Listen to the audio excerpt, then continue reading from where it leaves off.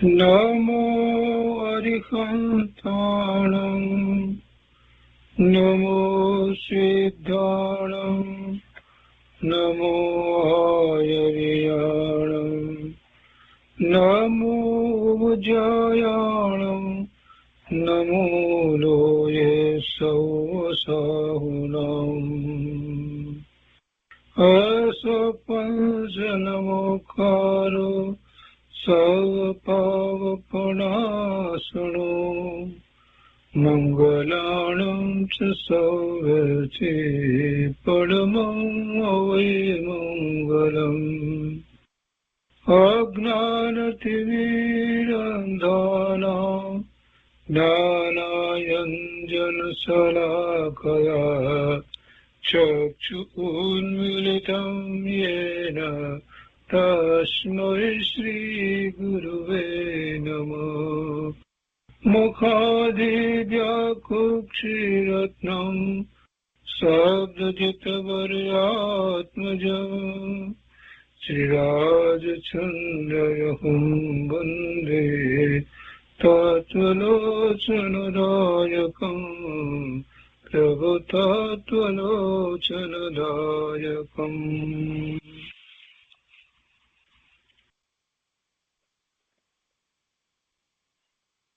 કૃપાળુદેવના વચનામૃતનો સ્વાધ્યાય. એમાં આપણે હાથ નોંધ 1નો સ્વાધ્યાય કરી રહ્યા છીએ. એમાં 82મો ભાગ, એના આપણે 24 બોલ સુધી સ્વાધ્યાય કર્યો છે. પાના નંબર 816, હાથ નોંધ 1, પૃષ્ઠ 175. એની ઉપર અહીંયા 19 થી આગળ શરૂ કરી અને આ પેટા બોલ 24 ત્યાં સુધી સ્વાધ્યાય આપણે કર્યો છે. હવે આજે આગળ 25મો પેટા બોલ છે, ત્યાંથી સ્વાધ્યાય લઈએ છીએ. 25મો પેટા બોલ 82મા ભાગમાં. આ કાળને વિશે 10 બોલનું વ્યવચ્છેદપણું, તેનો અન્ય કંઈ પણ પરમાર્થ, અચ્છેરું જે કહે છે ને, અચ્છેરું આ કાળને વિશે અમુક વસ્તુ ન થતી હોય ને આ કાળમાં થઈ એવું અચ્છેરું, એ વ્યવચ્છેદપણું 10 બોલનું 10 પ્રકારે કહેવામાં આવે છે.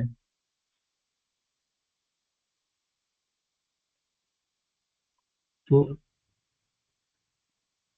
તેનો અન્ય કંઈ પણ પરમાર્થ સામાન્ય રીતે ન હોય અને એની આ કાળને વિશે આવું થયું એમ એવી રીતે જે કેટલીક વાત કરવામાં આવી છે ને, એ શ્વેતાંબરમાં એ રીતે વાત હોય છે. દિગંબરમાં મારા વાંચવામાં એ બહુ આવ્યું નથી. શ્વેતાંબરમાં એ વાંચવામાં આવ્યું હતું, પણ જે હોય તે એ કંઈ આ કાળમાં છે તો છે, હવે થવા યોગ્ય હતું તો તે થયું. એથી કાંઈ કોઈ સિદ્ધાંત બનતો નથી કે અમુક કાળમાં આમ થાય, અમુક વખતે આમ થાય. એવો કોઈ સિદ્ધાંત તારવી શકાય એવી કોઈ વાત નથી. વસ્તુ પોતાની મર્યાદામાં અને ગુરુદેવે જે રીતે સમજાવ્યું છે એ રીતે વિચાર કરીએ તો ક્રમબદ્ધમાં બધું જે થાય છે તે થવાનું હોય તે જ થાય છે.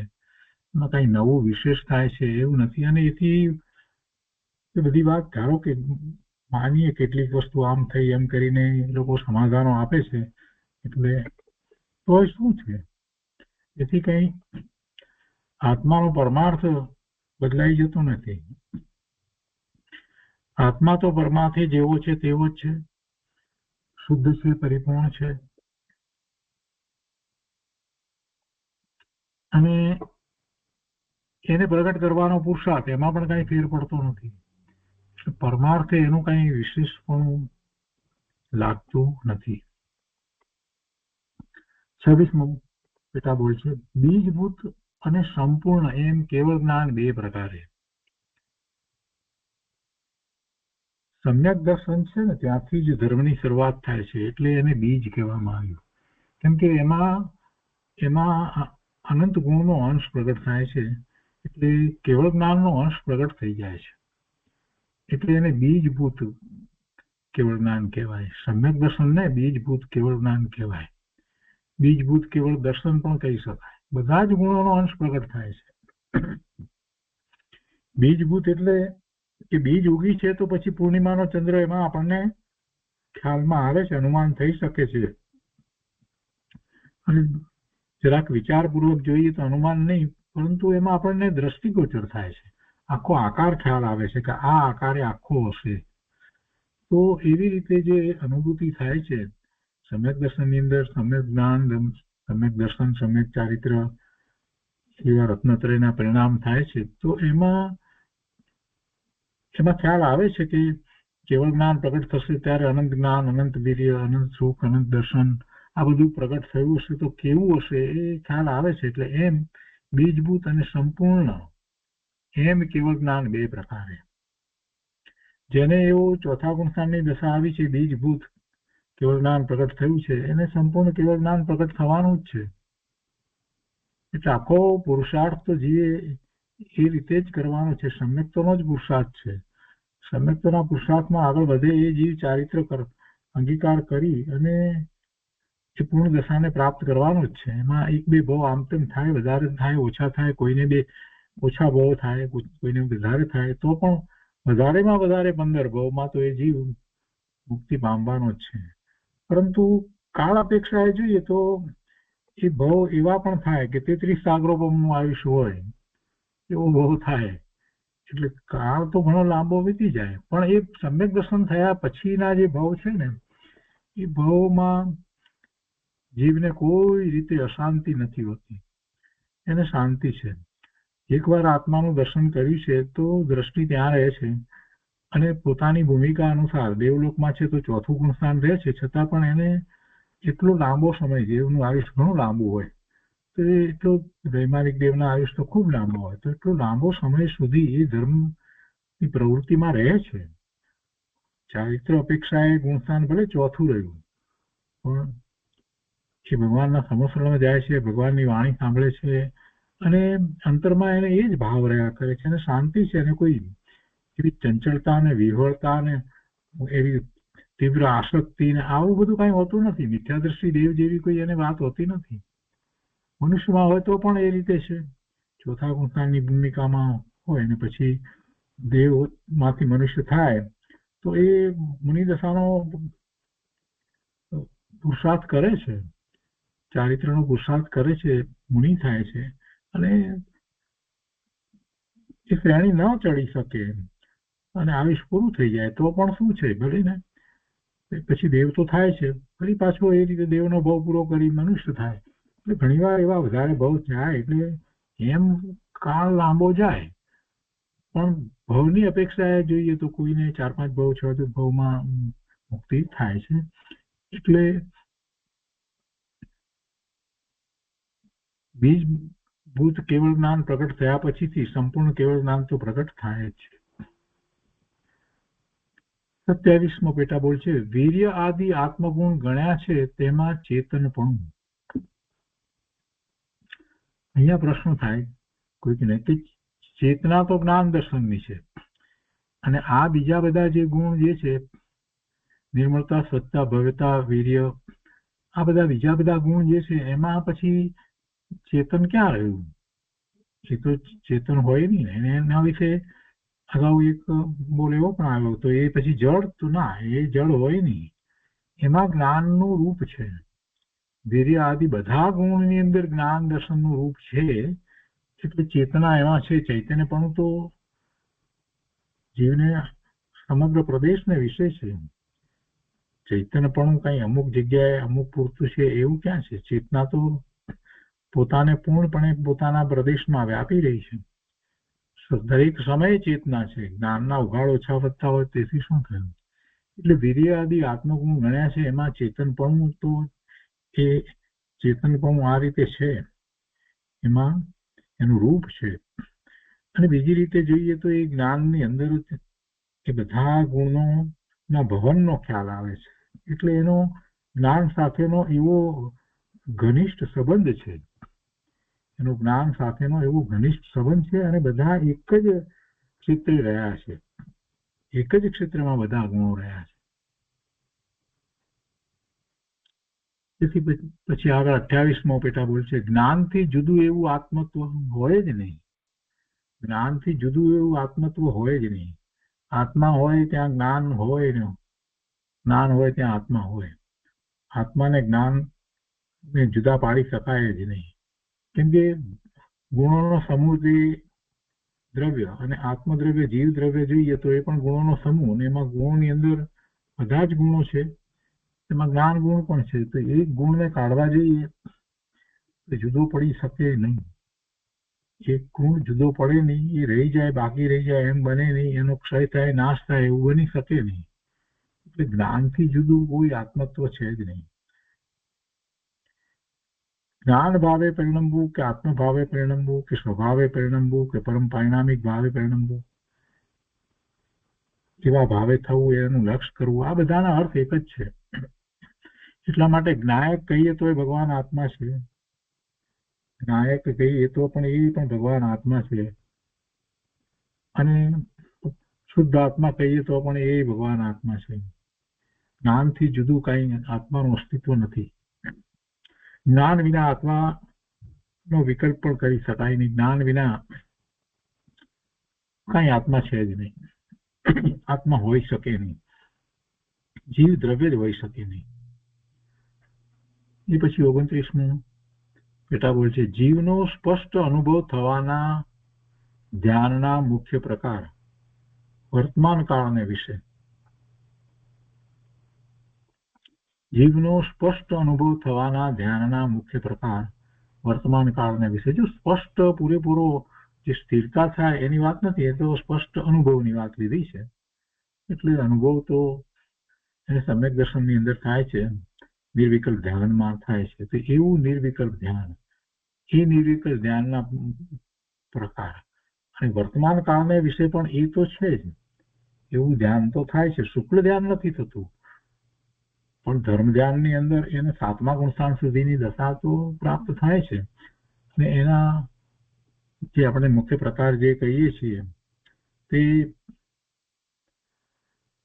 ચિંતન ધ્યાનમાં જે બધા પ્રકાર કે જે વિષય તરીકે કહેવામાં આવ્યા છે એ બધા પ્રકાર તો છે જ, પણ જે નિર્વિકલ્પ ધ્યાન કે જેમાં આત્માનો સ્પષ્ટ અનુભવ થાય, પેલામાં તો સ્વવિકલ્પાત્મક છે, વિષય તરીકે છે તે, પણ અનુભવ થાય એવું તો ધ્યાન આત્મ ધ્યાન છે. મુખ્યપણે તો આત્મ ધ્યાન છે. અને એવું આત્મ ધ્યાનની પહેલા એને ચિંતન ધ્યાન પણ હોય. અને આત્મ ધ્યાનની સૌથી નજીક જે છે તે રૂપસ ધ્યાન છે કે જેમાંથી આત્મ ધ્યાનમાં જાય, પોતાના સ્વરૂપમાં જાય. પદસ ધ્યાન છે એમાંથી જાય. અને એ પિંડસ ધ્યાન અને રૂપાતી ધ્યાન એ રીતે આત્મામાં પોતે એકાગ્રતા કરી લે છે. એટલે આત્મ ધ્યાન એ જ મુખ્ય વસ્તુ છે. અને આ 4 પ્રકારમાંથી કોઈ પણ પ્રકારે એ પોતે પોતાના સ્વરૂપમાં જાય છે અને એની પહેલા એને ચિંતન ધ્યાન હોય છે. એટલે વર્તમાન કાળે આ છે.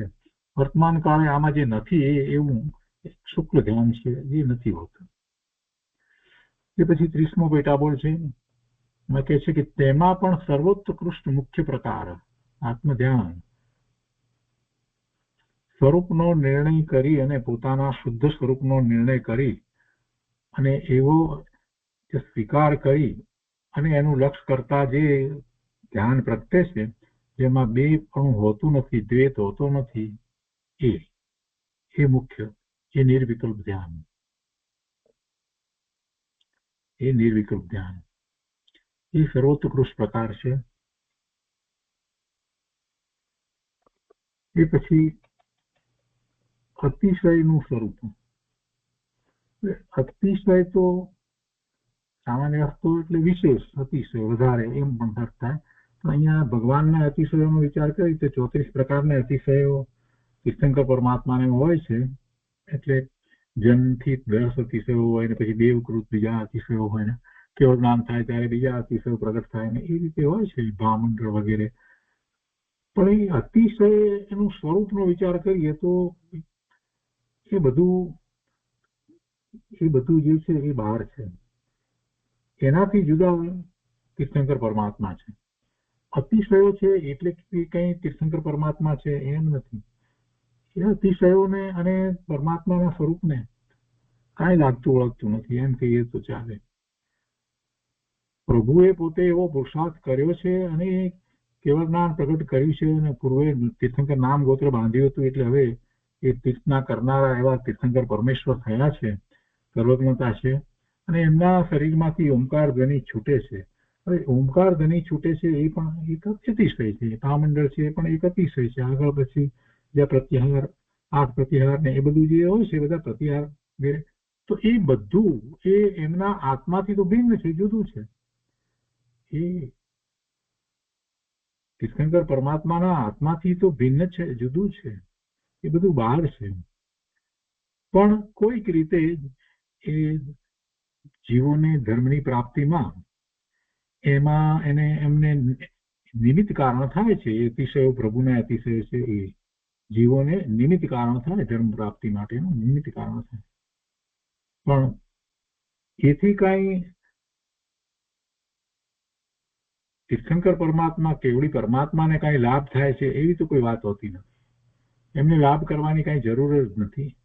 એ જન્મથી જે 10 અતિશયો છે એથી એમને કાંઈ લાભ છે એવી કોઈ વાત નથી હોતી. એમને એટલે એ આત્મા અપેક્ષા આપણે તો વિચાર કરીએ છીએ ને, વર્તમાન પર્યાયમાં શું છે એની કઈ વાત નથી. આ બધું જે થઈ રહ્યું છે પર્યાયમાં હોય, જે થાય કેટલીક વસ્તુ, એટલે પર્યાય સાથે એ સંલગ્ન એવી વસ્તુ ભલે હોય તે છતાંય એનાથી તો પોતે ભિન્ન છે. તો અતિશયનું સ્વરૂપ જે છે એ આપણને પ્રભુ પ્રત્યેનું મહાત્મા આવે એ માટે જરૂરી છે. અને એવો આપણે વિચાર પણ કરીએ છીએ કે અતિશયો તો પ્રભુને જ છે, એવા 34 અતિશયો બીજા કોઈને હોતા નથી.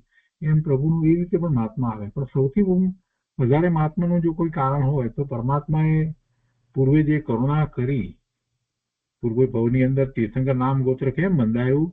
કેમ કે પૂર્વે એવી કરુણા કરી કે બધા જીવો પૂર્ણ દશાને પ્રાપ્ત કરે, અને પૂર્ણ દશાને પ્રાપ્ત કરે તો પોતાને પૂર્ણ દશા થાય ત્યારે પછી પોતે બીજાને પૂર્ણ દશાનું નિમિત્ત કારણ થાય ને. તો એ એમની તીર્થંકર નામ ગોત્ર જે બંધાયું છે એમાં એમને એવી ખૂબ ભાવના ભાવી હતી. બીજા પણ કારણ કહેવામાં આવે છે, દિગંબર પ્રમાણે 16 કારણ ભાવનાની વાત છે કે તીર્થંકર નામ ગોત્ર બંધાવવાના. પણ સૌથી મોટી વાત તો એ જ છે કે એમને જે કરુણા કરી, પૂર્વે એટલી બધી કરુણા કરી, એને કારણે તીર્થંકર નામ ગોત્ર બંધાયું, અને એ કરુણાને માટે આપણે એમને વંદન કરીએ.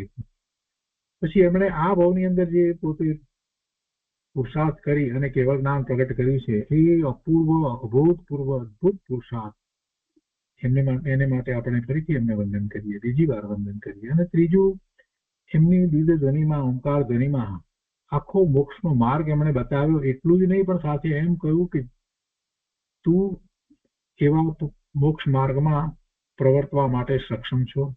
તું સમ્યક દર્શનથી શરૂ કરી અને કેવળ જ્ઞાન પ્રગટ કરવા માટે પણ સક્ષમ છો, અને તારું સ્વરૂપ તો ભલે વર્તમાન પર્યાયમાં તને મલિનતા હોય તો પણ શુદ્ધ જ છે, પૂર્ણ શુદ્ધ જ છે. આ મોટી વાત કરી જેથી આપણે ધર્મમાં પ્રવર્તી શકીએ. સૌથી મોટી વાત આ કરી. એટલે ત્રીજી વાર ફરીથી આપણે મસ્તક નમાવીએ છીએ, નમસ્કાર કરીએ છીએ. પણ પેલા બીજા અતિશયો જે છે એને કારણે કઈ વિશેષતા છે એમ નથી. પ્રભુની વિશેષતા તો આ છે. એ પછી 32મો પેટાબોલ છે, લબ્ધિ કેટલીક અદ્વૈત તત્વ માનતા સિદ્ધ થાય એવી માન્ય છે. દ્વૈત એટલે બેપણું, અદ્વૈત એટલે બેપણું નહીં. અદ્વૈત તત્વ માનતા, દ્વૈતપણું ન માનીએ, અને અદ્વૈત તત્વ માનતા સિદ્ધ થાય એવી માન્ય છે લબ્ધિ. કેટલીક લબ્ધિ, કઈક લબ્ધિ વસ્તુનું બેપણું ન માની અદ્વૈત તત્વ માનતા સિદ્ધ થાય એવી માન્ય છે. જો એકાંતે અદ્વૈતપણું જે વાત જે વેદાંતમાં કરવામાં આવી છે, અને એટલે પર્યાય જે છે એની માનવી નહીં, એકાંતે જે હું અદ્વૈતપણું, તો એ અદ્વૈતપણું પહેલી દ્રષ્ટિએ તો આપણે વિચાર જે કરીએ છીએ તે પ્રમાણે તો આપણને બેસે નહીં. કેમ કે પર્યાયમાં જ આખો ધર્મ આપણે જે પામીએ છીએ એ બધું પર્યાયમાં તો પામીએ છીએ. વર્તમાન પર્યાયમાં મલિનતા છે, અને પછી મોક્ષ માર્ગની બધી પર્યાયો જે છે એમાં ઉત્તરોત્તર મલિનતા ઘટતી જાય અને શુદ્ધતા વધતી જાય છે, એવું તો વસ્તુનું સ્વરૂપ છે. અને એ જ પર્યાયમાં આગળ વધતા વધતા જે કંઈ શુદ્ધિની વૃદ્ધિ થતી જાય છે તો એ બધું પર્યાયમાં પ્રાપ્ત થાય છે. સિદ્ધ દશા એ પણ પર્યાય છે. અને બીજી વાત કે આખો માર્ગ જે છે એમાં પુરુષાર્થની અપેક્ષાથી જોઈએ તો પુરુષાર્થની અંદર પણ એ અનુભવ કરે છે, તો અનુભવ કરવા વાળી જે પર્યાય જે છે એ પર્યાય એ મૂળ દ્રવ્ય સાથે એકરૂપ થાય છે, તો તે વખતે અદ્વૈતપણું છે. એ વખતે અદ્વૈતપણું છે, બરાબર છે. એટલે અનુભૂતિના કાળે આપણે કહીએ કે બે પણ નથી, પણ પછી બાકીના સમયે એ પોતાની પર્યાય જે છે એને ગૌણ કરવાના સ્થાને એને ગણે જ નહીં, કાઢી નાખે, મૂળમાંથી કાઢી નાખે, તો પછી મિથ્યાત્વનો પ્રસંગ આવે. કેમ કે જે કંઈ છે પ્રાપ્તિ એ તો પર્યાયમાં છે. અને અલિંગ્રહના બોલની અંદર પણ છેલ્લે એ વાત કહેવામાં આવી છે કે આત્મા કયો આત્મા, કોણ આત્મા? જે અનુભવ થયો છે પર્યાય એ જ આત્મા છે. એ પર્યાય દ્રવ્ય સાથે એક રૂપ થઈ અને પોતે જે અનુભવ્યું છે તો એ જ આત્મા છે, એથી જુદો કોઈ આત્મા નથી. એટલે અલિંગ્રહના 20મા બોલમાં તો એ રીતે પણ કહેવામાં આવ્યું છે, પર્યાયને ત્યાં આત્મા કહેવામાં આવે છે. તો એવી પર્યાયને આપણે કાઢી શકીએ નહીં. આ તો મૂળ વાત વેદાંતને સાથે જૈન દર્શનની સરખામણી કરતા જે છે તે. પણ અહીંયા કૃપાળુદેવ કહે છે કે લબ્ધિ, કોઈક લબ્ધિ અદ્વૈત તત્વ માનતા સિદ્ધ થાય એવી માન્ય છે. એટલે એ લબ્ધિની આપણને વિશેષ ખબર નથી કે જેમાં અદ્વૈત તત્વ માનવામાં આવે તો એ લબ્ધિ સિદ્ધ થાય એવી માન્ય છે.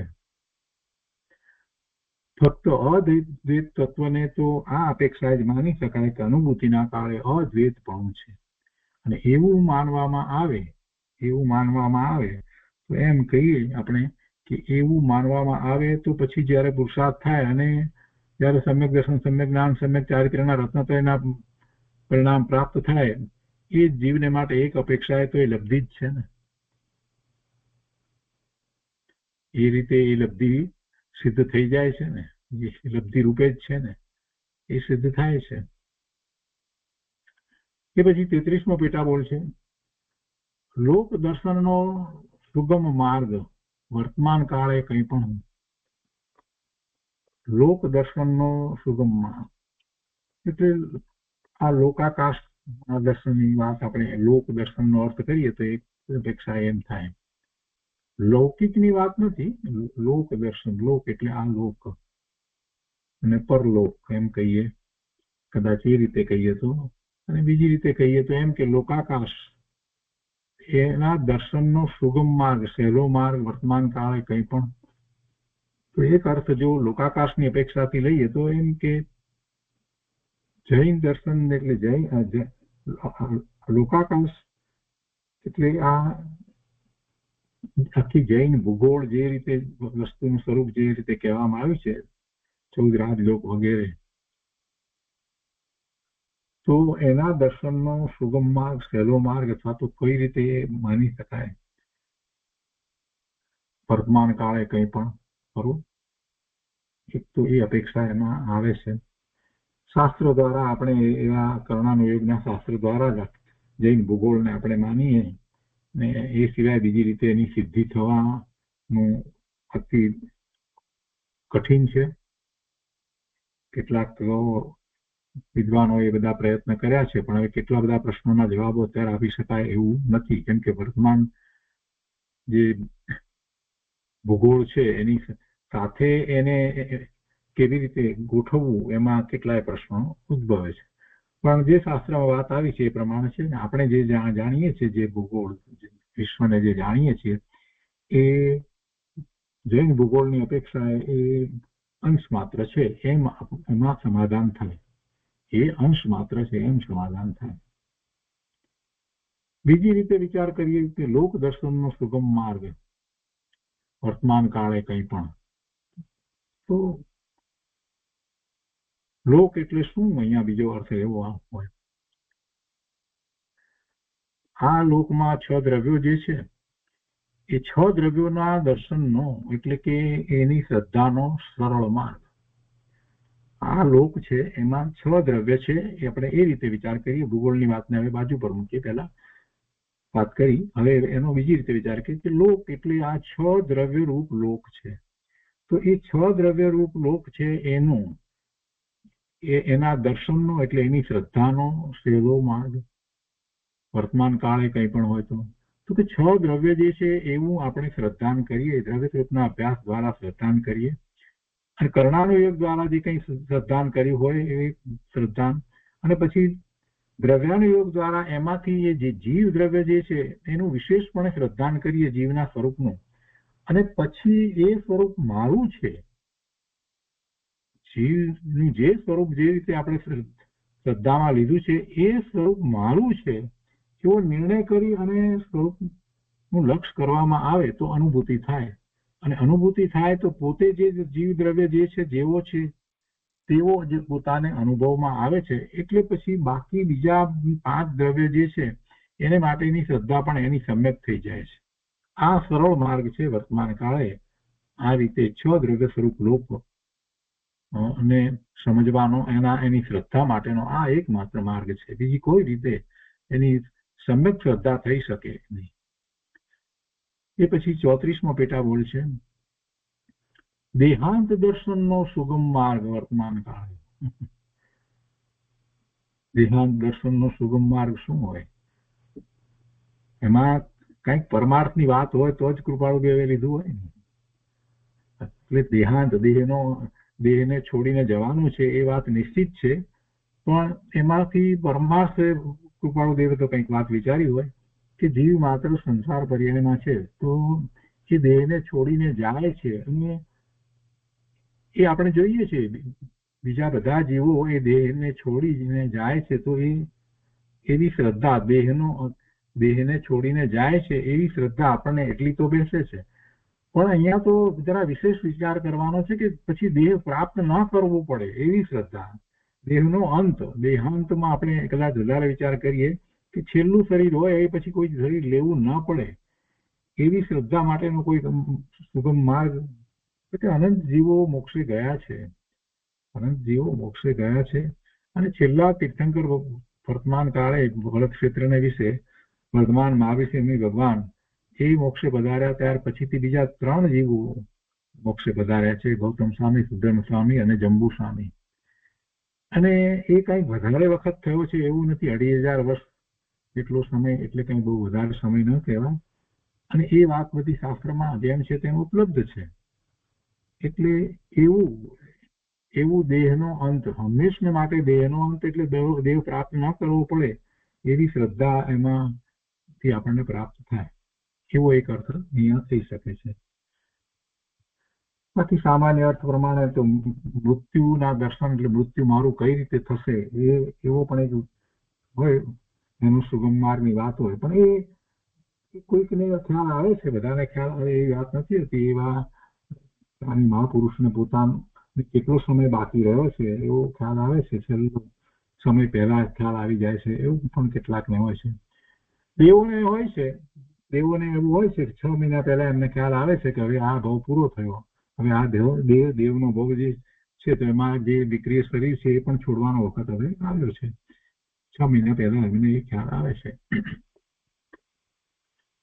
એ પછી 35મો પેટા બોલ છે સિદ્ધત્વ પર્યાય સાદી અનંત. સિદ્ધત્વ પર્યાય સાદી અનંત. એની આદિ હોય અને એનો અંત ન હોય, અનંત. સિદ્ધની પર્યાય સિદ્ધ થાય, સિદ્ધની પર્યાય છે ને એટલે પર્યાય થાય છે. એ પર્યાય કોની છે? જીવની પર્યાય છે. જીવનું શુદ્ધ સ્વરૂપ છે તો પૂર્ણપણે શુદ્ધ દશા થાય છે એ સિદ્ધ દશા છે. તો એવી દશા, એવી પર્યાય ની શરૂઆત હોય છે. ક્યાંથી શરૂઆત થાય છે?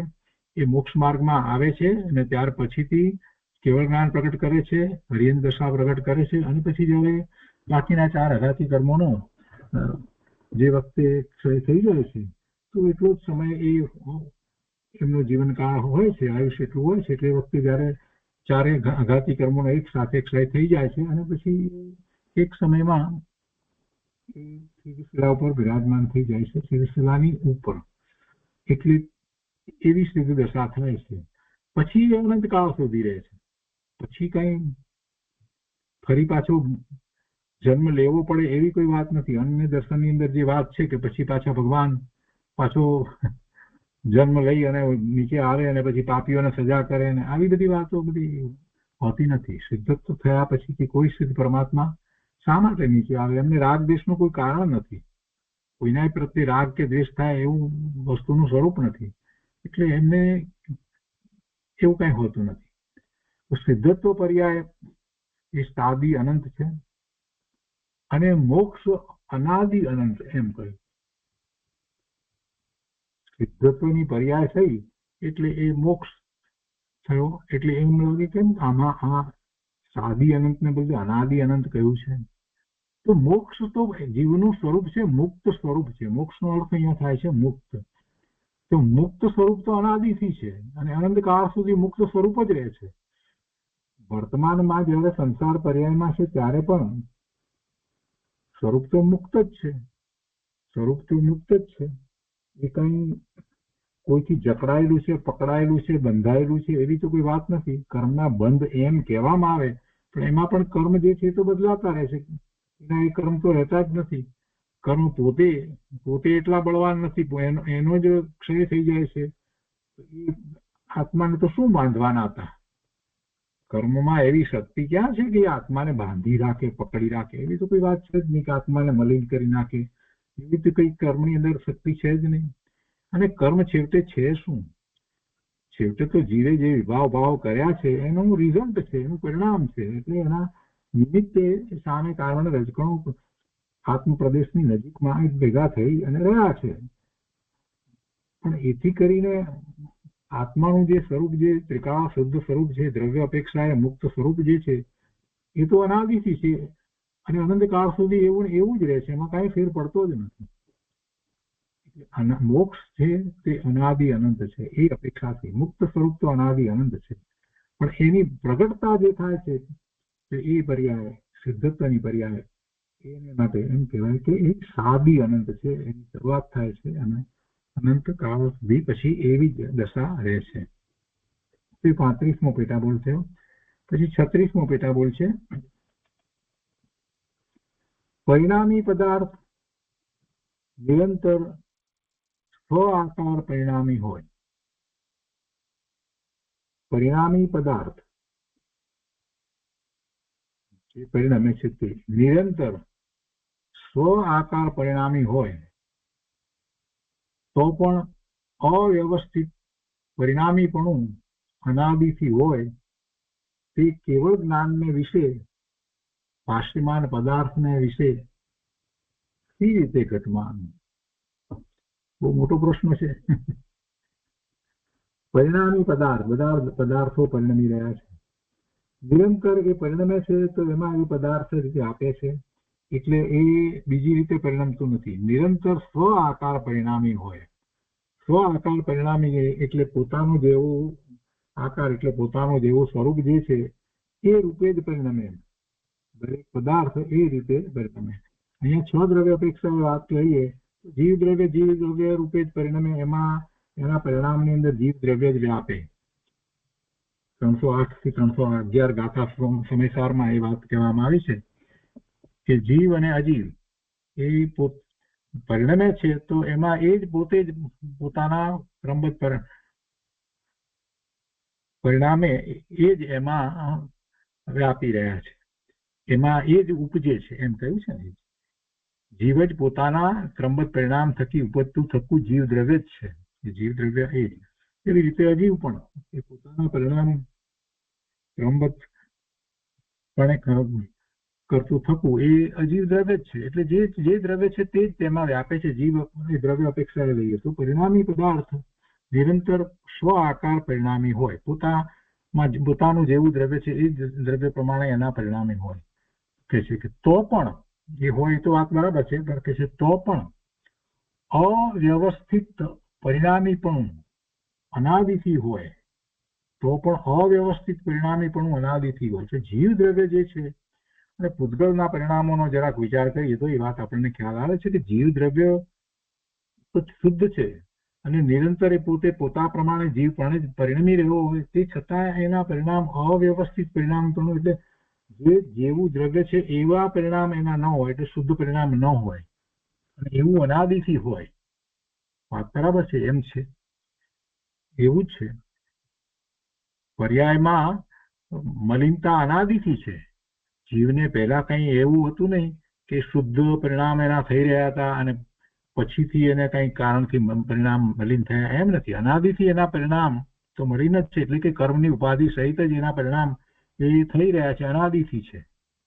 એટલે એ અવ્યવસ્થિત પરિણામીપણું થયું. વ્યવસ્થિત પરિણામીપણું તો સ્વ આકારે પરિણમે, એટલે પોતાનું જેવું શુદ્ધ સ્વરૂપ છે એવા શુદ્ધ સ્વરૂપે પોતે પરિણમે, એમ તો હોવું જોઈએ. પરિણામી પદાર્થ નિરંતર સ્વ આકાર પરિણામી હોય, બરાબર છે, તો પણ આ અવ્યવસ્થિત પરિણામીપણું, એટલે કે આ વિભાવ ભાવરૂપ પરિણામીપણું અનાદિથી હોય, એવું અનાદિથી એવું વિભાવ ભાવરૂપ પરિણામીપણું પૂતગલને અને જીવને છે. અને એનું કારણ પણ છે, જીવમાં એવો એક ગુણ છે કે એ એવા પરિણામે પણ રહી શકે છે. સ્વભાવ ભાવે પણ પરિણમી શકે અને વિભાવ ભાવે પણ પરિણમી શકે એવી વૈભાવિક શક્તિ જીવમાં પડી છે. જ્યારે બીજા 4 દ્રવ્ય જે છે, ધર્માસ્તિકાય, આકાશ ને કાળ, એમાં એવી શક્તિ નથી કે જેથી એ વિભાવ ભાવે પરિણમી શકે. આ વિભાવ ભાવે પરિણમ કરી શકે એવી જીવમાં શક્તિ છે. અને પૂતગલમાં એ પરમાણુઓ ભેગા થઈ અને સ્કંદ બને છે, એટલે એ વિભાવિક પરિણમન છે. તો એમ થાય છે, છતાં પણ એવું થાય છે. તો કે છે કે તો પણ એવું અવ્યવસ્થિત પરિણામી પણ અનાદિથી હોય, તે કેવળ જ્ઞાનને વિશે ભાષ્યમાન પદાર્થને વિશે સી રીતે ઘટમાન, તો એ કેવળ જ્ઞાનમાં એ પછી કેવી રીતે ભાષ્યમાન થાય, એ પદાર્થ કેવી રીતે ભાષ્યમાન થઈ શકે? તો બંને વાત બરાબર છે. કેવળ જ્ઞાનને વિશે એમ જ ભાષ્યમાન થાય છે. કેવળ જ્ઞાનને વિશે જે પર્યાય જે દેખાય છે, તો જે દ્રવ્ય જે છે, જે દ્રવ્ય જે છે એ દ્રવ્યની પર્યાયનો આખો પ્રવાહ દેખાય છે, અનંત પર્યાય દેખાય છે. કોઈ એક દ્રવ્ય લઈએ, જીવ દ્રવ્યમાં પણ કોઈ એક જીવ લઈએ, તો એ જીવની અનંત પર્યાય જે છે એ અનંત પર્યાય કેવળ જ્ઞાનની અંદર પરમાત્માને દેખાય છે. એટલે દરેકે દરેક પર્યાય દેખાય છે. અને એ પર્યાયો જે છે એ આખો પર્યાયનો પ્રવાહ છે. તો પ્રવાહ રૂપે એમને ભાષ્યમાન થાય છે. અને એ જ વખતે સાથે ને સાથે એ જીવ અપેક્ષાએ પ્રભુના જ્ઞાનમાં એ જીવ શુદ્ધ છે, સિદ્ધ સમાન છે, પૂર્ણ છે, પવિત્ર છે, આ બધું પણ ભાષ્યમાન થાય છે. અને એટલા માટે તો પ્રભુની વાણીમાં ઓમકાર ધ્વનિમાં એ વાત આવી, દિવ્ય ધ્વનિમાં એ વાત આવી કે તું સક્ષમ છો, તું મારા જેવો શુદ્ધ છો, પૂર્ણ છો, પવિત્ર છો, અને તું એવા તારા શુદ્ધ પરિણામને પ્રગટ કરવા માટે સમર્થ છો, તું પુરુષાર્થ કર. એટલે એ દ્રવ્ય અપેક્ષાની વાત તો આપણને પ્રભુની વાણીમાંથી પ્રાપ્ત થઈ છે. એટલે પ્રભુના જ્ઞાનમાં એ વાત પણ આવે છે. અને એને માટે તું પુરુષાર્થ કર એમ જયારે કહે છે, તો એનો અર્થ એ થયો કે વર્તમાન પર્યાયમાં મલિનતા પણ છે.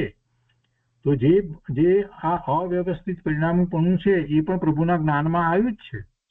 મારી આવી વર્તમાન પર્યાય અત્યારે મલિન છે એ પણ પ્રભુના જ્ઞાનમાં છે, અને મારું ત્રિકાળ શુદ્ધ સ્વરૂપ છે એ પણ પ્રભુના જ્ઞાનમાં છે. બંને વાત આવે છે. અને એ આવે છે એ જ મોટામાં મોટો પ્રભુનો જીવો પ્રત્યે ઉપકાર છે. તીર્થંકર પરમાત્મા, કેવળી પરમાત્માનો મોટામાં મોટો ઉપકાર આપણી ઉપર આ જ છે.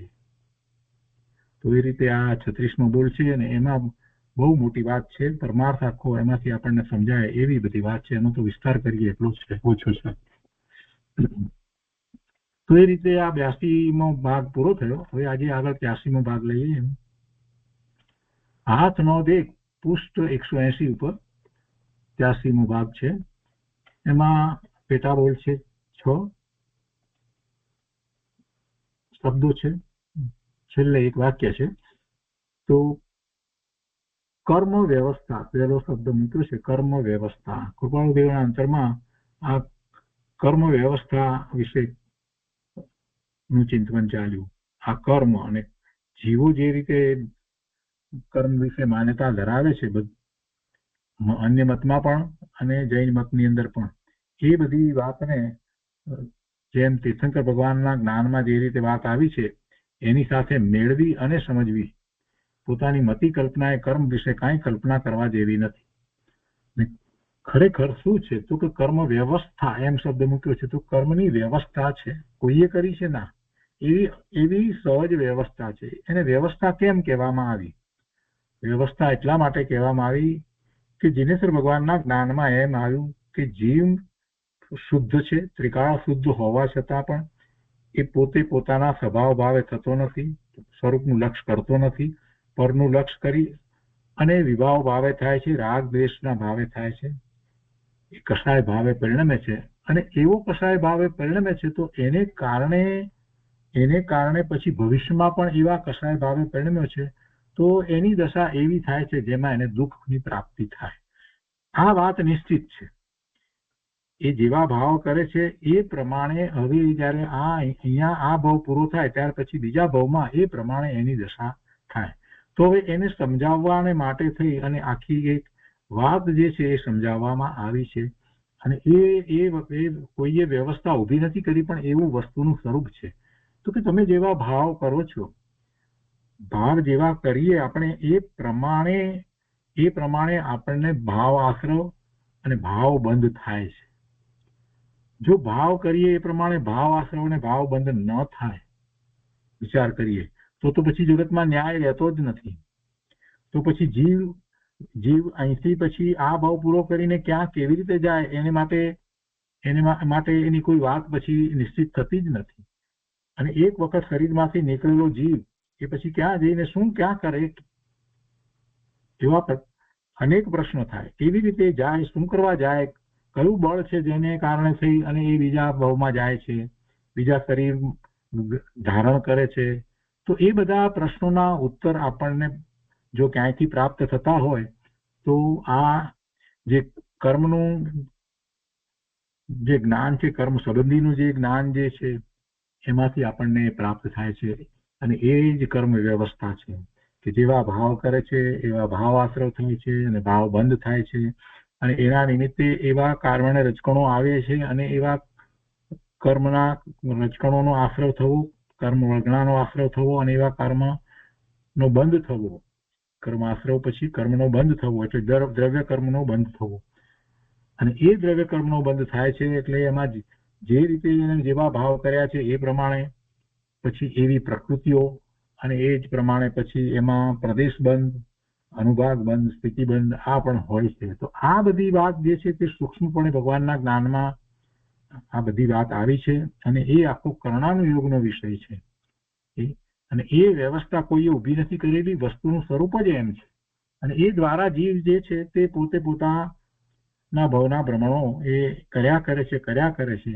પણ જેને એવો ખ્યાલ આવે છે કે મારા ભવના ભ્રમણો થવામાં મારો પોતાનો જ દોષ છે અને આમાં તો હું દુઃખી થઉં છું, એ શ્રી ગુરુ પાસે જાય છે અને પછી શ્રી ગુરુ એને સમજાવે છે કે ભાઈ તને જે કંઈ થઈ રહ્યું છે એમાં તારો પોતાનો દોષ છે, તારા એવા ભાવ જે છે, તારા સ્વભાવ ભાવ સિવાય બીજા વિપરીત ભાવ છે એ એનું કારણ છે. અને પછી કર્મની વ્યવસ્થા, આ કર્મની થિયરી એ જે રીતે જૈન દર્શનની અંદર વિસ્તારથી કહેવામાં આવી છે, ઘણી સૂક્ષ્મતાથી, એ બધી વાત એને સમજાવે છે. એટલે જીવ સમજે છે અને પછી એમાં એ સમજી અને એનો પુરુષાર્થ જે છે એ સૂક્ષ્મ કર્મને પકડીને કાઢી શકાય એવો પુરુષાર્થ નથી. એ વાત પણ એક ગુરુ પાસે સમજે છે. એ કર્મથી રહિત કેમ થવું, તો એને માટેનો પુરુષાર્થ એ કઈ કર્મને પકડીને કાઢી શકાય એવો નથી. તો કર્મ ન બંધાય એવો પુરુષાર્થ કરવાનો છે. એ વાત પણ સાથે ને સાથે સમજે છે. કેમ કે પૂર્વે જે બંધાયેલા કર્મ જે છે એ કઈ બેસી રહેવાના નથી, એનો સ્થિતિ બંધ છે તે પૂરા એ પછી એ સ્થિતિ પૂરી થતા એ આપોઆપ એ ખરી જાય છે. જેને આપણે વિપાક નેજરા કહીએ છીએ, કર્મનો વિપાક આવે છે તો એ ફળ આપીને ખરી જાય છે. હવે નવા કર્મ બાંધતો જ નથી, નવા કર્મ ઓછા બાંધે પછી એમ કરતા કરતા બાંધતો જ નથી એવી દશા આવી જાય. એટલે કે પૂર્ણ શુદ્ધ દશાને એ પ્રાપ્ત કરી શકે છે. તો આ કર્મ વ્યવસ્થા જે છે એના દ્વારા આપણને ખ્યાલ આવે છે. શેનો ખ્યાલ આવે છે કે પોતે કેવા ભાવ પરિણમી રહ્યો છે, પોતે કેવા ભાવે પરિણમવું જોઈતું હતું એનો પણ ખ્યાલ આવે છે. શા માટે કર્મ બંધાય એટલે ઉપરથી, અને પોતાની વર્તમાન જે દશા જે છે એનું કારણ પોતાના પૂર્વે કરેલા ભાવ છે. વર્તમાનમાં જે કંઈ પોતાને ફળ પ્રાપ્ત થાય છે સારા નશા, એનું કારણ પણ પોતે પૂર્વે કરેલા ભાવ છે, અને છતાંય વર્તમાન એનો પોતાનો છે કે જેમાં એ પોતે નવા કર્મનો બંધ અતિ અલ્પ કરી શકે અને છેવટે પછી પૂર્ણ કર્મ રહિત દશાને પણ પ્રાપ્ત કરી શકે. એટલે એના દ્વારા આખી ધર્મની એક સમજ આપણને પ્રાપ્ત થાય છે, પુરુષાર્થ માટેની આપણને દિશા સ્પષ્ટ થાય છે. એવી આ કર્મ વ્યવસ્થા કોઈએ બનાવી નથી, એ એવું વસ્તુનું સ્વરૂપ છે. એ પછી બીજો શબ્દ છે સર્વજ્ઞતા. સર્વજ્ઞતા વિશે તો શું વાત કરીએ, કેટલાય વખતથી સર્વજ્ઞતાની વાત ચાલ્યા કરે છે. સર્વજ્ઞતા દ્વારા તો આપણે ક્રમબદ્ધ પર્યાયનો નિર્ણય કરીએ છીએ, એવી સર્વજ્ઞતા પરમાત્માને છે. સર્વજ્ઞ પરમાત્મા સર્વ જ્ઞેયને જાણે, એટલે કે જ્ઞેય માત્રને જાણે. અને આપણને પહેલી દ્રષ્ટિએ તો એમ જ લાગે, ઓહો, જ્ઞેય માત્રને જાણે, અનંત જ્ઞેયોને જાણે, જગત આખાના ત્રણેય લોકના, ત્રણ કાળના બધા જ પદાર્થોની, ત્રણ કાળની બધી પર્યાયને જાણે. આ બધું આપણને બહુ એનું મહાત્મ્ય લાગે છે.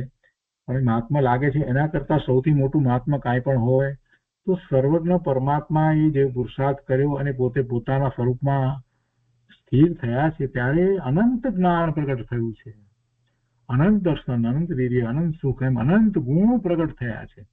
એ સર્વજ્ઞતા તો એક વસ્તુ છે કે જેમાં પરજ્ઞેયોને જાણવાની અપેક્ષાથી આપણે વિસ્તાર કરીએ છીએ, એની મહત્તાને આપણે સમજીએ છીએ. પણ એના કરતા તો ઘણી મોટી વાત તો એ છે કે એ સર્વજ્ઞ પરમાત્મા એ સર્વજ્ઞતા પ્રગટ ક્યાંથી કરી, એ જ્ઞાન સ્વભાવ એવો પૂર્ણ ઉઘડ્યો છે. એટલે સૌથી મોટી વાત તો એવી છે કે કેવળ જ્ઞાન થયા પછીથી, સર્વજ્ઞતા થયા પછીથી એવી કેવળ જ્ઞાનની પર્યાય સતત થયા જ કરે છે, અનંતકાળ સુધી થયા કરે છે. તો એ જ્ઞાન ગુણ કેવો, અને એ જ્ઞાન ગુણને ધારી રાખનાર એ દ્રવ્ય કેવું, એ જ્ઞાન ગુણ જેવા બીજા અનંત ગુણને ધારી રાખનાર એ દ્રવ્ય કેવું, કે જેમાં આવા અનંત ગુણ છે, જ્ઞાન, દર્શન વગેરે, અને એના પરિણમન જે પૂર્ણપણે જયારે ઉઘાડ થઈ જાય છે તો જ્ઞેય માત્રને જાણે એવી સર્વજ્ઞતા પ્રગટ થઈ જાય છે. આપણે તો એ વિચાર કરવાનો છે. એવો ભગવાન આત્મા છે જેમાં અનંત ગુણ એવા રહ્યા છે, જેમાં એ જ્ઞાન ગુણ જે છે એની સતત એવી નિર્મળ પર્યાય સર્વજ્ઞ પરમાત્માને થયા જ કરે છે, થયા જ કરે છે, થયા જ કરે. પ્રભુ કોઈને જાણવા જતા નથી, એમને સ્વયં જ બધું જ એમના જ્ઞાનમાં એ પ્રકાશે છે.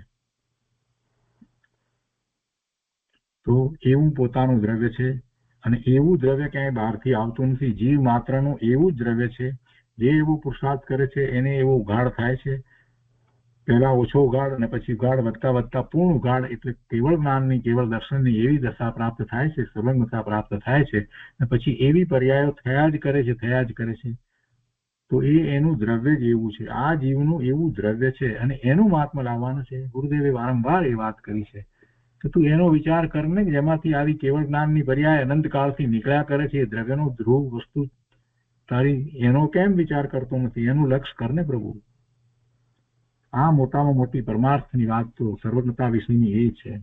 એવી સર્વજ્ઞતા અને એવી સર્વજ્ઞતા એવી પ્રગટ થઈ છે, એવો જ્ઞાન ગુણ, અને એવા જ્ઞાન ગુણનું સ્થાન ક્યાં છે? પોતાને વિશે છે. એવો જ જ્ઞાન ગુણ પોતાને વિશે છે, એમ પોતાનું મહાત્મા લાવીને પુરુષાર્થ કરવાનું છે. એ પછીથી ત્રીજો પેટા બોલ છે પારિણામિકતા. સર્વજ્ઞતા જ્યાં પ્રગટ થઈ છે એ પોતાનું દ્રવ્ય છે, એમાંથી પ્રગટ થઈ છે. એના જ્ઞાન ગુણની એ અવસ્થા છે, કેવળ જ્ઞાનની દશા થઈ છે. એવા અનંત ગુણને ધારી રાખનારું જે દ્રવ્ય જે છે એ વસ્તુ ત્રિકાળ એક સરખી રહે છે. અને એ વસ્તુનો જે ભાવ, એ ધ્રુવ વસ્તુ એવી જે રહી છે, એને પારિણામિક ભાવ કહેવામાં આવે છે. એ દ્રવ્ય છે. એ પારિણામિક ભાવ બોલીએ પણ એ દ્રવ્ય છે. એ દ્રવ્ય છે. એ બદલાતો ભાવ એવી વાત નથી. 5 પ્રકારના ભાવ કહેવામાં આવ્યા. એમાં જે 4 પ્રકારના ભાવ જે કહેવામાં આવ્યા છે, ઉપસમ ઔદયિક ભાવ, ઉપસમિક ભાવ, ક્ષયોપસમિક ભાવ અને ક્ષાયિક ભાવ. એ 4 ભાવ, એમાંથી 5 માંથી જે 4 ભાવ જે છે પારિણામિક સિવાયના, તો એ તો પર્યાય રૂપે છે. અને એમાં ઔદયિક ભાવ એટલે જેવા કર્મના ઉદય આવ્યા છે એની સાથે જોડાઈ અને જેવા વિભાવ ભાવે થાય છે, એ ઔદયિક ભાવ છે. અને ઔદૈહિક ભાવ દ્વારા ક્યારેય ધર્મ થતો નથી. એને કારણે તો હંમેશા બંધ જ પડે. જેવો કર્મનો ઉદય આવ્યો છે એવો અનુકૂળતા પ્રતિકૂળતા જે કંઈ પ્રાપ્ત થયું છે કર્મના ઉદય એમાં એનું લક્ષ્ય કરી અને જે ભાવે થાય, શુભ ભાવે કે અશુભ ભાવે થાય, તો એ પ્રમાણે એને કર્મના બંધ થાય. ઔપસમિક ભાવ એવો છે કે કર્મનો ઉપશમ હોય, કર્મ ફળ આપવાની સ્થિતિમાં ન હોય એવો એનો પોતાનો ભાવ છે. એવો જ્યારે ભાવ છે તો એનો અર્થ એ થયો કે એવો ભાવ એને કોઈક અપેક્ષાએ ક્યાંક સ્વરૂપનું લક્ષ્ય કરતા એવો ઉપશમિક ભાવ થયો છે. અને એ વખતે જ્યારે કર્મનું ફળ એને નથી પ્રાપ્ત થતું એવો જે થોડો સમય જે જાય છે અંતર્મુહૂર્તની અંદર, તો એવો ઔપસમિક ભાવ થાય છે. અને એ ઔપસમિક ભાવ કર્મની પ્રકૃતિ, મોહની કર્મની પ્રકૃતિને વિશે હોય છે. બીજા કર્મની પ્રકૃતિમાં એ ઔપસમિક ભાવ નથી હોતો, પણ એમાં એ સમ્યક દર્શન પ્રગટ કરી લે છે, આત્માની અનુભૂતિ કરે છે અને સમ્યક દર્શન પ્રગટ કરે છે. તો એ વખતે એને ઔપસમિક સમ્યક દર્શન પહેલા હોય છે તે ઔપસમિક ભાવ હોય છે. પછી ક્ષયોપસમિક ભાવ છે. તો ઔપસમિક ભાવમાં તો કર્મની પ્રકૃતિનો ઉપશમ હોય છે અને એ અંતર્મુહૂર્તથી વિશેષ રહેતો નથી. પણ એ કર્મની પ્રકૃતિનો ઉપશમ થયો માટે એને ઔપસમિક ભાવ થયો છે એમ નથી. જીવનો ઔપસમિક ભાવ જે છે એને નામ આપ્યું છે એ રીતે કે સામે કર્મની પ્રકૃતિનો ઉપશમ છે એ અપેક્ષાથી. એવી જ રીતે ઔદૈહિક ભાવમાં પણ એક કર્મની પ્રકૃતિનો ઉદય આવ્યો છે માટે એ ઔદૈહિક ભાવે થયો છે એવો અર્થ નથી. પણ જીવ જ્યારે એવા વિભાવ ભાવે, શુભાશુભ ભાવે થયો છે ત્યારે નિમિત્ત તરીકે સામે કર્મની પ્રકૃતિનો ઉદય છે, એટલે એ ભાવને ઔદૈહિક ભાવ કહેવામાં આવ્યો છે. અને એવી જ રીતે ઔપસમિક ભાવ જ્યારે સામે કર્મની પ્રકૃતિ જે છે એનો ઉપશમ હોય છે, એ નિમિત્ત કારણ છે. એ જીવના ભાવને અહીંયા તો દર્શાવવાના છે. જીવના ભાવને કોઈ કર્મ કરાવી શકે એવી તો કોઈ વાત નથી, કે કર્મ કોઈ જીવના ભાવને રોકી શકે એવી પણ કોઈ વાત નથી, કે કોઈ બીજો આવીને કર્મ જીવને એવા ભાવ કરાવે એવી પણ વાત નથી, કોઈ તીર્થંકર પરમાત્મા પણ જીવને કોઈ ભાવ કરાવી દે એવી પણ કોઈ વાત નથી. તો જીવના ભાવ પોતાથી જ થાય છે. એમાં પોતાનો એ સાચો પુરુષાર્થ હોય કે ખોટો પુરુષાર્થ હોય એ પ્રમાણે એના એ ભાવ થતા હોય છે. તો એવો ઔદૈહિક ઔપસમિક એવી જ રીતે ક્ષયોપસમિક ભાવ છે જ્યાં સામે કર્મની પ્રકૃતિનો ક્ષયોપસમ થાય છે. અને એથી પણ વિશેષ ઉત્કૃષ્ટ ભાવ જે છે તે ક્ષાયિક ભાવ છે કે જેમાં કર્મની પ્રકૃતિ સામે જે છે એ નિમિત્ત તરીકે હતી એનો ક્ષય થઈ જાય છે. તો એ બધા ભાવ જે છે એ ભાવ એ ચારમાંથી 3 ભાવ જે છે એ ધર્મના ભાવ છે, ઔપસમિક, ક્ષયોપસમિક અને ક્ષાયિક ભાવ. અને એ જ્યારે ક્ષાયિક ભાવ છે ત્યાર પછી 9 પ્રકારના ક્ષાયિક ભાવ કે જેમાં ઘાતી કર્મોની બધી પ્રકૃતિનો ક્ષય થઈ જાય છે, એ પછી તો એ અરિહંત પરમાત્મા થઈ જાય છે. એટલે એના એ ભાવ જે છે એ મહત્વના છે. સામે કર્મનું જે થાય છે એ ઉપરથી એ ભાવને ઓળખાવવામાં આવ્યા છે. હવે એમાં જે 5મો ભાવ જે કહેવામાં આવ્યો તે પારિણામિક ભાવ, એ પરમ પારિણામિક ભાવ. એ પારિણામિક ભાવ જે છે તે દ્રવ્યરૂપ છે, પર્યાય રૂપ નથી. એ એક સરખો રહે છે. એ વસ્તુ ધ્રુવ છે અને એવું જ વસ્તુનું સ્વરૂપ છે. અને એ પારિણામિક ભાવ જે છે એમાં પણ 2 પ્રકાર હોય છે. જે દ્રવ્યમાં જે પારિણામિક ભાવ જે કહેવામાં આવ્યો છે એમાં પણ ભવ્યત્વ અને અભવ્યત્વ એમ 2 પ્રકારે છે. તો એ પારિણામિક ભાવ, પરમ પારિણામિક ભાવ એ જ પોતે ભગવાન આત્મા છે, એ જ પોતે ધ્રુવ સ્વરૂપ છે. એનું જ લક્ષ્ય કરતા, જે બદલાતું નથી એનું લક્ષ્ય કરતા એને આવા ધર્મના ભાવ થાય છે, ઔપસમિક, ક્ષયોપસમિક અને ક્ષાયિક ભાવ થાય છે. અને પછી પોતે એવી પૂર્ણ દશાને પ્રાપ્ત કરે છે. તો એવો પારિણામિક ભાવ જે છે તે માટે પારિણામિકતા છે એટલે પરિણમન છે. પારિણામિક ભાવ જે છે ને છતાંય એ દ્રવ્યમાં એ દ્રવ્યત્વ નામનો ગુણ છે એટલે એવું જ પરિણમન થાય છે. એટલે શુદ્ધ ભાવ રૂપે પરિણમન થયા જ કરે છે. પરમ પારિણામિક ભાવ જે કયો છે એમ એ દ્રવ્યનો હોવા છતાં બીજી રીતે પણ આપણે વિચાર કરીએ છીએ તો એ દ્રવ્યની અંદર અનંત ગુણો જે છે એનું પણ ભવન અંદર થઈ જ રહ્યું છે. એ પારિણામિકતા છે. દ્રવ્ય જે છે એ ખરેખર કુટસ્થ નથી, કેમ કે દ્રવ્ય એટલે ગુણોનો સમૂહ છે અને ગુણો હોય અને એનું ભવન ન હોય એમ બને નહીં, તો એને ગુણ કહેવાય નહીં. અને એ જેને આપણે કારણ શુદ્ધ પર્યાય કહીએ છીએ એ અંદર વસ્તુ એવી પડી છે જે એનું ભવન થઈ રહ્યું છે, એ જ આત્માની પારિણામિકતા છે. અને એને અનુસરીને પ્રગટ પણ એવી દશા થાય છે, એવી પર્યાય થાય છે. પોતે ભગવાન આત્મા પરમ પારિણામિક ભાવે છે એવો નિર્ણય કરી અને એનો લક્ષ્ય કરતા એને ધર્મની પર્યાય થાય છે. હમણાં પારિણામિક ભાવ સંબંધી દ્રવ્ય સંગ્રહની અંદર વાત ચાલે છે અને હજી ઘણી બધી વાત આવશે. કેમ કે એને મારણામાં જે રીતે લેવામાં આવ્યું છે, તો એ શા માટે લેવામાં આવ્યું છે એ પ્રશ્નના ઉત્તર રૂપે પછી ગુરુદેવ ઘણું સમજાવી રહ્યા છે. એટલે જે દ્રવ્યાર્થિક ન્યાયના વિષયભૂત પારિણામિક ભાવ જે છે એની વાત તો આપણે આજે દ્રવ્ય સંગ્રહના પણ અધ્યાયમાં કરી છે, પણ હવે જે માર્ગના રૂપે જે લેવામાં આવ્યું છે તો એની વાત કરવામાં આવશે. એ બધી વાત હવે પછીના સ્વાધ્યાયમાં આવશે. એમાં પછી જીવત્વ, ભવ્યત્વ, અભવ્યત્વ એ બધી વાત પણ સાથે આવે છે. અત્યારે આપણે એનો વિસ્તાર નથી લેતા, બહુ મોટો વિષય છે, પણ સામાન્ય સમજ માટે એટલો આપણે વિસ્તાર કર્યો છે. એ પછીથી બીજા 3 બોલ છે, એનો સ્વાધ્યાય આપણે આવતા સ્વાધ્યાયમાં લઈશું. તો અહીંયા 83મા ભાગમાં આપણે 3 બોલ સુધી સ્વાધ્યાય રાખીએ છીએ. આજનો સ્વાધ્યાય અહીંયા સુધી રાખીએ છીએ.